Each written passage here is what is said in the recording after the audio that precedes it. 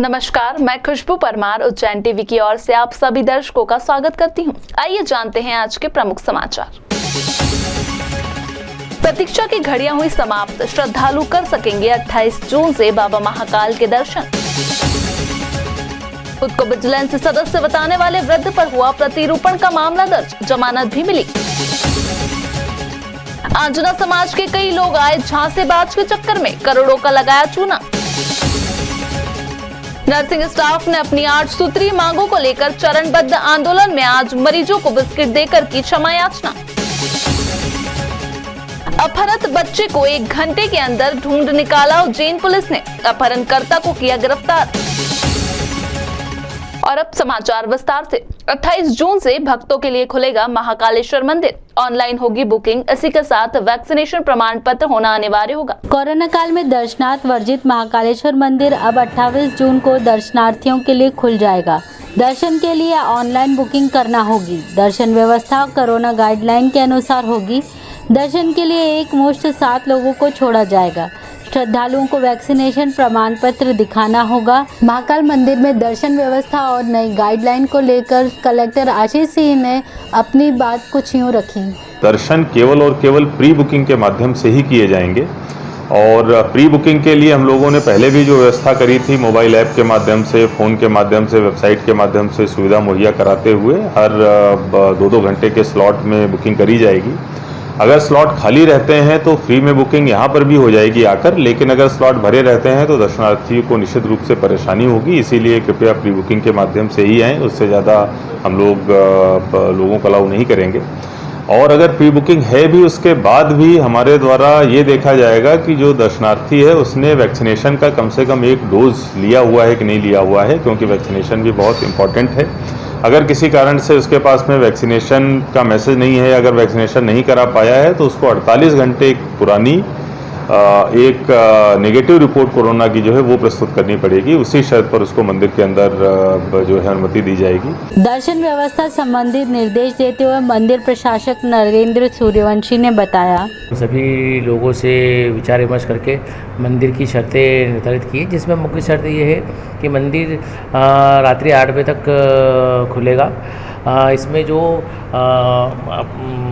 भस्मारती है और जो शयनारती है उसमें प्रवेश प्रतिबंधित रहेगा। एक साथ मंदिर में 6 लोगों से ज़्यादा का प्रवेश नहीं रहेगा। 6 लोगों को हम लोग निकाल के बाहर फिर दूसरे 6 लोगों को प्रवेश देंगे। जो हम लोगों ने नंदी हाल को और गर्भगृह को बिल्कुल प्रतिबंधित रखा है। जो भी होगा बैरिकेड से लोगों के दर्शन होंगे और बहुत सुविधाजनक तरीके से संपन्न होंगे। वर्चस्व की महत्वाकांक्षा के कारण बने विजिलेंस मेंबर मगर खुल गई पोल, केस दर्ज हुआ, जमानत मिली और लौटकर घर आए 65 वर्षीय दुग्ध संघ के रिटायर्ड बुजुर्ग। मनुष्य जो करना या बनना चाहता है और नहीं कर पाता अथवा बन पाता है तो वह उसके अचेतन मन में कहीं गहरे दफन हो जाता है, मगर वह कभी भी कहीं भी किसी भी रूप में साक्षात हो जाता है और मनुष्य अकरणीय भी कर जाता है। एक ऐसा ही वाक्य सामने आया। तदनुसार गुरुवार को 65 वर्षीय प्रमोद मेहता एडीजीपी ऑफिस पहुंचे और खुद को विजिलेंस का सदस्य बताया और एडीजीपी से मिलने का प्रयास किया। कार्यालय कर्मचारी को शक होने पर माधवनगर पुलिस को सूचित किया। एसआई महेंद्र मकाशय कार्यालय पहुंचे और वृद्ध को पूछताछ के लिए थाने ले आए। पूछताछ में प्राप्त जानकारी के मुताबिक ऋषिनगर निवासी प्रमोद मेहता दुग्ध संघ के सेवानिवृत्त कर्मचारी हैं। वे अपना वर्चस्व स्थापित करने के लिए आला अफसरों के संपर्क में आना चाहते थे, जिसके लिए उन्होंने ये तरीका अपनाया था। बहरहाल उनके खिलाफ केस दर्ज कर नोटिस शामिल करते हुए मेहता जी को जमानत पर रिहा किया गया। माधवनगर पुलिस थाने ने एक मामला दर्ज किया है, जिसमें एक सूचना मिली थी कहीं कोई एक व्यक्ति है जो वरिष्ठ कार्यालयों में अपने आप को सीबीसी का मेंबर बताते हुए पहले मेल किया मिलने के लिए, और जब वहां पहुंचा प्राइमा फेसी प्रथम दृष्टया जब वहाँ जो लोग थे उन्होंने उससे बातचीत की तो कहीं न कहीं उसमें संदेह, एक सस्पेंशन पैदा हुआ। इसकी सूचना जब थाना माधवनगर को दी गई तो थाना प्रभारी माधवनगर स्वयं और उनकी टीम कार्यालय पहुंची और वहाँ जब उससे बातचीत की, उससे पूछताछ की थी तो पूरा मामला खुल गया और वो जो व्यक्ति था उसकी पहचान की गई है। ये व्यक्ति उज्जैन का ही रहने वाला है और लगभग 1 माह से अभी उज्जैन में ऋषिनगर में निवास करता है। पूर्व में ये शासकीय विभागों में काम भी कर चुका है। अभी फ़िलहाल उसने अपने आप को एक शोहरत हासिल करने के लिए, एक प्रतिष्ठा हासिल करने के लिए उसने ये प्रयास किया था। अल्पकाल में करोड़पति बनाने का झांसा देकर आंजना समाज के लोगों को लगाई करोड़ों की चपत। ठगाए लोगों ने नानाखेड़ा थाने में शिकायत दर्ज की। पुलिस ने पूरा मामला लिया जांच में। नानाखेड़ा थाने में मनीष आंजना निवासी वसंत विहार सहित समाज के अन्य लोगों ने मालनवासा निवासी आनंद भटोल और उसके भाई धर्मेंद्र भटोल के खिलाफ शिकायत दर्ज की है। की गई शिकायत के अनुसार आनंद ने खुद को क्रेडिट कार्ड के काम से जुड़ा बताकर लोगों को झांसा दिया कि वह 1 लाख रुपए देने वाले को 20,000 रुपए ब्याज देगा। उनकी मूल रकम जस की तस रहेगी। 20 करोड़ की राशि बटोरकर आनंद भाग गया। इस पूरे घटनाक्रम के बारे में मनीष आंजना का कहना है, स्कीम लेकर आया आंजना समाज के लिए कि आप 1 लाख रुपए दो, मैं 1 लाख रुपए का 20,000 रुपए हफ्ता, और ये 20,000 रुपए हफ्ता अनलिमिटेड दूंगा, इसकी कोई रोक टोक नहीं है, अनलिमिटेड दूंगा बोले। तो पूरी आंजना समाज ने पहले तो धीरे धीरे स्तर पर देना चालू करा। फिर जब विश्वास जीता इसने तो लोगों ने फिर करोड़ों लाखों रुपए से देना चालू करा, क्योंकि आंजना समाज उज्जैन जिले में बड़ा संपन्न समाज है। इसलिए अपनी दोनों टाइम की फसलें, 6-6 महीने की 2 फसलें रहती है, गेहूँ सोयाबीन के बेचकर इनको पैसा दिया, और ये विश्वास जीतते आज ये 60 करोड़ की ठगी कर ये भाग चुका है। अभी इसका एक भाई है धर्मेंद्र भटोल, जो कि पेशे से वकील है, और वो तो मालनवासा में रहता है और उसके पिताजी के साथ रहता है। उसका धर्मेंद्र भटोल, और उसके पिताजी का नाम है मांगीलाल। फरार है इसका छोटा भाई आनंद और इसकी वाइफ। मामले की जानकारी देते हुए नानाखेड़ा टीआई ने बताया, अभी तो मनीष आंजना का आवेदन प्राप्त हुआ है, तो उस पर जांच की जा रही है। और आनंद भटोल और इन्होंने जो आरोप लगाया है, आनंद भटोल और उसका भाई धर्मेंद्र भटोल, तो इनके विरुद्ध जांच की जा रही है। और अगर साक्ष्य प्राप्त होंगे उसमें तो इनके विरुद्ध प्रकरण पंजीबद्ध करके वैधानिक कार्रवाई की जाएगी। मनीष आंजना और इनके जो परिचित हैं, इनसे इनके द्वारा बताया है करीब 65 लाख रुपए की धोखाधड़ी हुई है। और अन्य लोगों से अभी अगर उनके आवेदन प्राप्त होंगे तो जानकारी मिलेगी कि कितने की धोखाधड़ी हुई। इधर धर्मेंद्र भटोल, जो कि पेशे से वकील हैं, इनके पक्ष में अभिभावक संघ एसपी से कंट्रोल रूम पर मिला और उन्हें बताया कि आनंद पर जो धोखाधड़ी का आरोप लगाया जा रहा है, उससे उनके भाई धर्मेंद्र और उनके पिता का कोई लेना देना नहीं है। अभिभाषक संघ के अध्यक्ष ने एसपी को बताया कि धर्मेंद्र वकालत करते हैं, इस मामले में उनका नाम आ रहा है, जो कि अन्यायपूर्ण है। उन्होंने मांग की कि जब तक जांच नहीं हो तब तक इनके खिलाफ किसी भी प्रकार की कोई कानूनी कार्रवाई नहीं की जाए। पुलिस के द्वारा बार बार उनके ऊपर दबाव यह बनाया जा रहा है कि यदि इन पे दबाव बनाएंगे, इनके पिता के ऊपर प्रकरण दर्ज कराएंगे तो इनसे उस लेन देन की वसूली होगी। यहाँ पर हमने आज जिला पुलिस अधीक्षक महोदय से ये निवेदन किया था कि हमारे अधिवक्ता साथी और उनके पिता पर जो ये आरोप लगाया गया है उससे उनका कोई लेना देना नहीं है, और इस लेन देन से लेके और इस मामले की पूरी सत्यता से जांच होना चाहिए, पारदर्शिता के साथ जांच हो। यदि उसके अंदर जो लोग दोषी हैं उस पर कार्रवाई करें। जब हमने वस्तु स्थिति अवगत कराया उनको, तो एसपी साहब ने संबंधित थाना प्रभारी को ये निर्देशित किया है कि जब तक कि इसकी जांच नहीं हो सकती है, जांच नहीं हो जाती है, तब तक हमारे अभिभाषक धर्मेंद्र भटोल और उनके पिता के विरुद्ध कोई कार्रवाई नहीं हो। जांच होने के बाद यदि कहीं भी अगर उनका इन्वॉल्वमेंट होगा तो ही करेंगे। इसके लिए उन्होंने जांच के आदेश तुरंत अभी हाल उन्होंने थाना प्रभारी को दिए। नर्सिंग स्टाफ ने क्षमा याचना स्वरूप मरीजों को प्रदान किए बिस्किट। शासन ने मौखिक रूप से मानी 4 प्रमुख मांगे।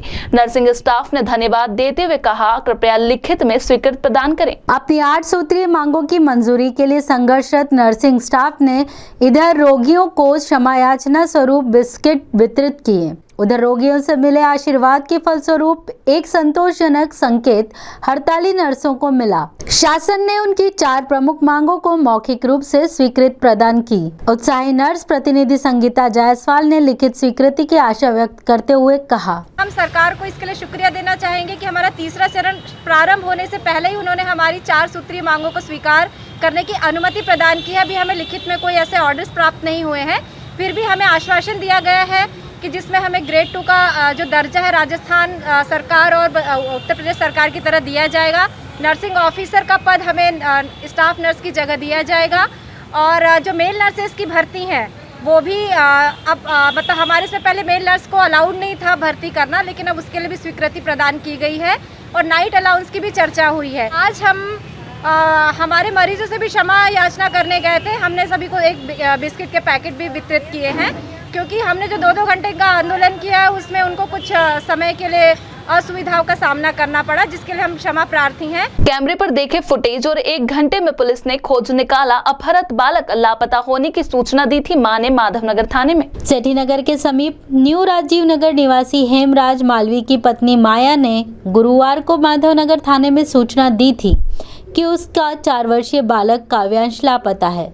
पुलिस ने तत्काल कार्रवाई कर क्षेत्र के कैमरे खंगाले तो एक व्यक्ति बालक को मोटरसाइकिल पर बैठा कर ले जाते हुए दिखा।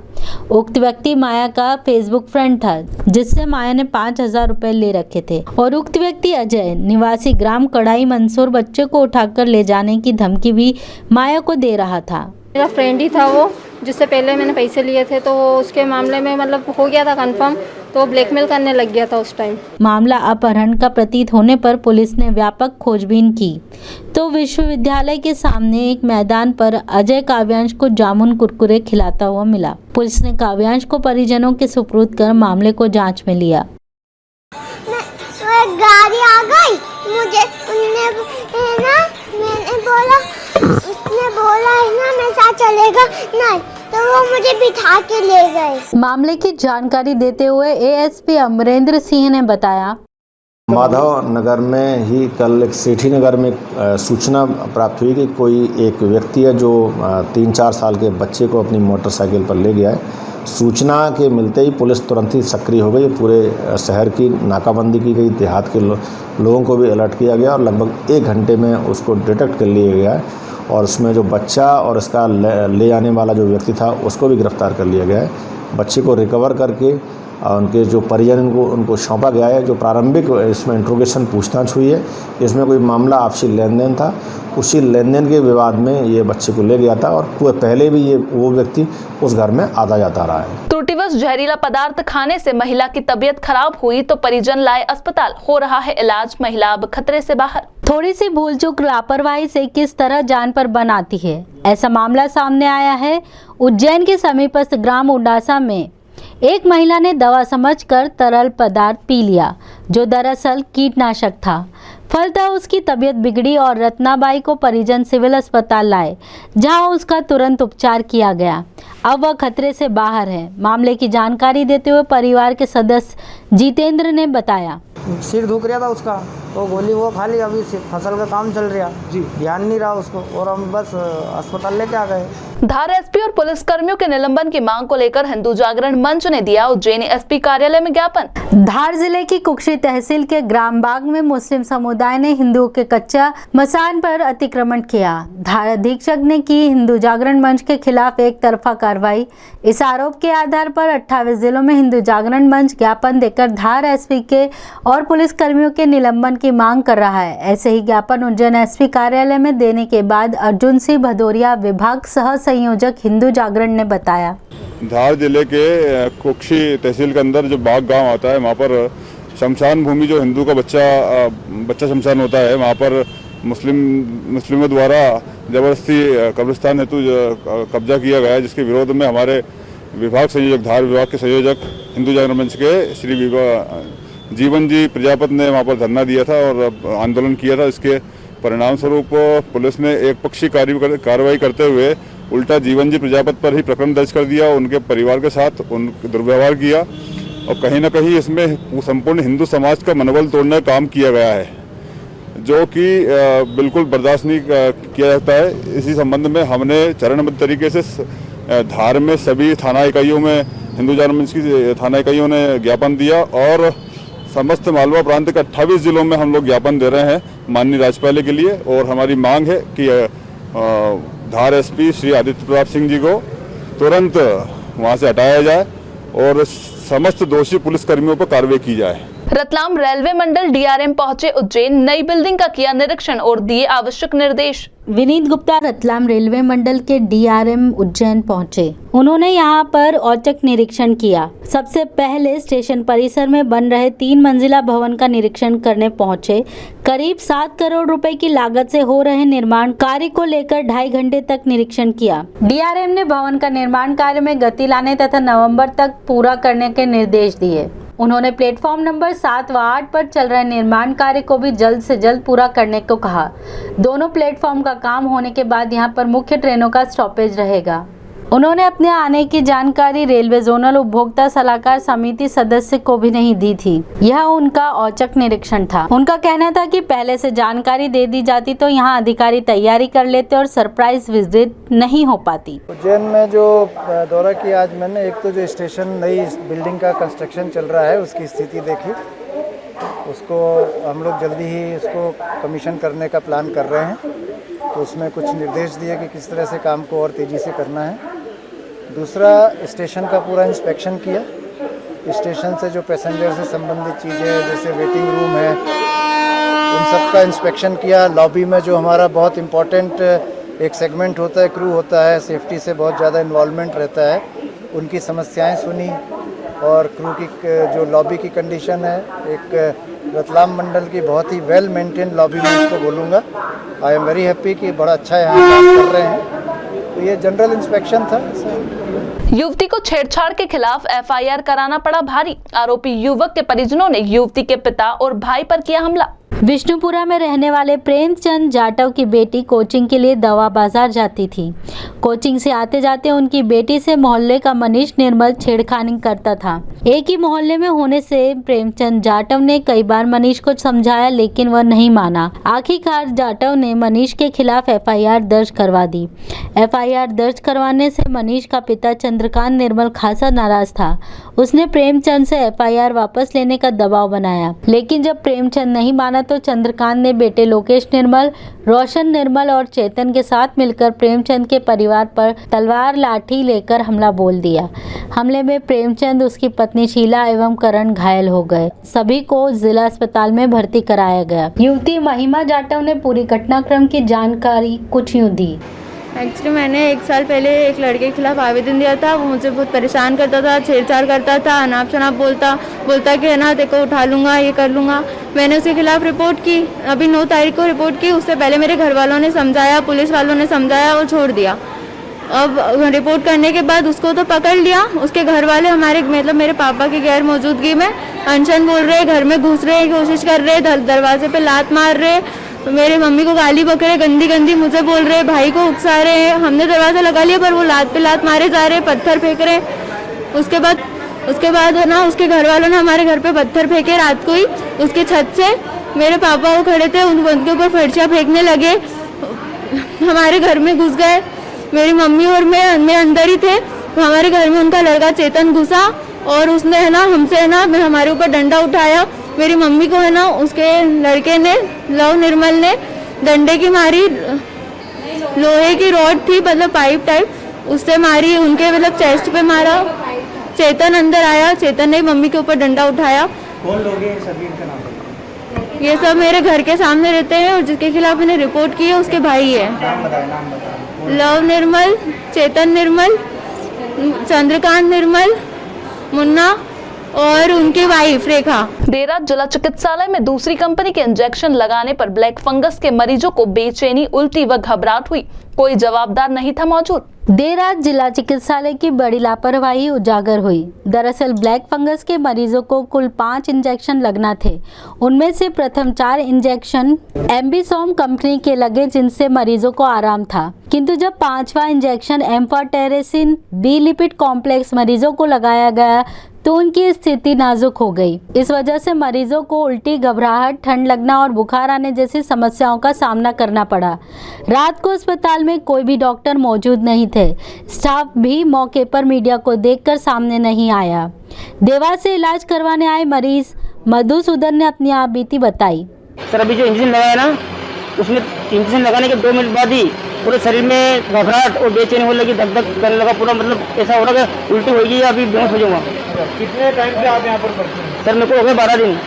अभी तक आपको इंजेक्शन रोज लग रहा है? सर 4 बार लगे, सर 5वां इंजेक्शन है। मरीज के परिजन ने इस घटना के बारे में बताया। इंजेक्शन लगे थे, कल तक जो इंजेक्शन लग रहे थे वो बेस्ट थे, यहाँ का सर्विस भी बेस्ट थी, मगर आज जो इंजेक्शन लगाए उसमें थोड़ी देर बाद मतलब धुंधली पड़ी, ठंड लगी बहुत देर तक और बुखार चढ़ा और बहुत से लोगों को उल्टी भी हुई थी। डॉक्टर अंशु वर्मा ने इस घटना के बारे में कहा, ऐसा कुछ नहीं, थोड़ा बहुत रिएक्शन है, कभी भी किसी भी दवाई से हो सकता है और कुछ ज़्यादा कुछ नहीं है, सभी चीज़ें कंट्रोल में है, इस समय सारे मरीज स्वस्थ हैं, ऐसी कोई घबराने की बात नहीं है। CMH डॉक्टर महावीर खंडेलवाल ने घटना के विषय में कहा, कुछ इस तरह के भ्रामक प्रचार हो रहा है कि ब्लैक फंगस वार्ड में कल इंजेक्शन लगने से सभी मरीजों को रिएक्शन हुआ या किसी तरह की परेशानी हुई, पर मैं स्वयं अभी पूरा ब्लैक फंगस वार्ड का राउंड लेके आया हूँ।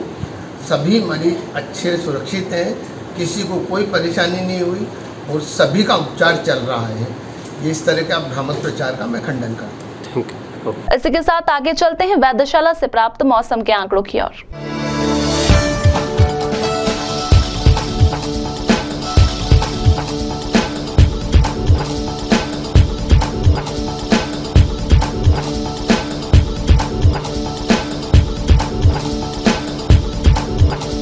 अंत में प्रमुख समाचार एक बार फिर। प्रतीक्षा की घड़ियां हुई समाप्त, श्रद्धालु कर सकेंगे 28 जून से बाबा महाकाल के दर्शन। खुद को विजिलेंस सदस्य बताने वाले वृद्ध पर हुआ प्रतिरूपण का मामला दर्ज, जमानत भी मिली। आंजना समाज के कई लोग आए झांसेबाज के चक्कर में, करोड़ों का लगाया चूना। नर्सिंग स्टाफ ने अपनी 8 सूत्रीय मांगों को लेकर चरणबद्ध आंदोलन में आज मरीजों को बिस्किट देकर की क्षमा याचना। अपहृत बच्चे को 1 घंटे के अंदर ढूंढ निकाला उज्जैन पुलिस ने, अपहरणकर्ता को किया गिरफ्तार। तो ये थे अब तक के प्रमुख समाचार। ताजा खबरों के लिए देखते रहिए उज्जैन टीवी। हमारे YouTube चैनल को लाइक सब्सक्राइब करना ना भूलें। नमस्कार।